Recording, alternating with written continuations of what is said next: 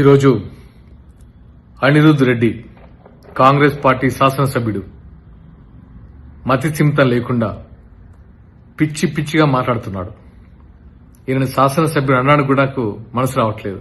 అసలు ఈయన ఎమ్మెల్యే ఎలా అయ్యారో కూడా అర్థం కావట్లేదు. తెలంగాణలో పుట్టి తెలంగాణలో పెరిగి తెలంగాణలో పోటీ చేసే అభ్యర్థుల గురించి ఈయన పిచ్చి పిచ్చిగా మాట్లాడుతున్నారు. సిగ్గుండాలా? అసలు మీకు సిగ్గుందా? ఎక్కడో ఇటలీ కాంగ్రెస్ పార్టీ అధ్యక్షురాలు సోనియా గాంధీ గారి అధ్యక్షతన మీరు పోటీ చేస్తున్నారు. మీకు సిగ్గుందా? ఒకసారి ఆలోచించుకోండి. మీకు రాజ్యాంగ విలువలు, ప్రజాస్వామ్యం తెలియకుండానే ఎమ్మెల్యే అయిపోయారు.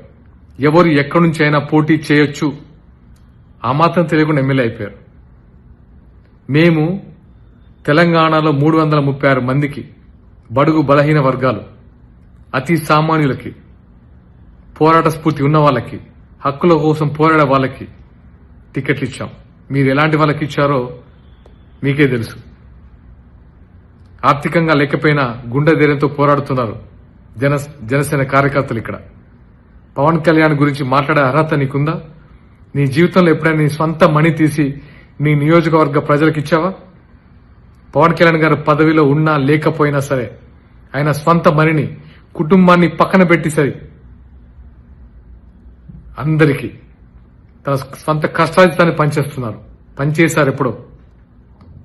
అలాంటి ఆయన పట్టుకొని పిచ్చి పిచ్చి మాటల యాక్టరు, ప్యాకేజు, ఒక దేశ ప్రధానమంత్రిని పట్టుకొని పిచ్చి పిచ్చి మాటల. నువ్వేమేమిలాగా?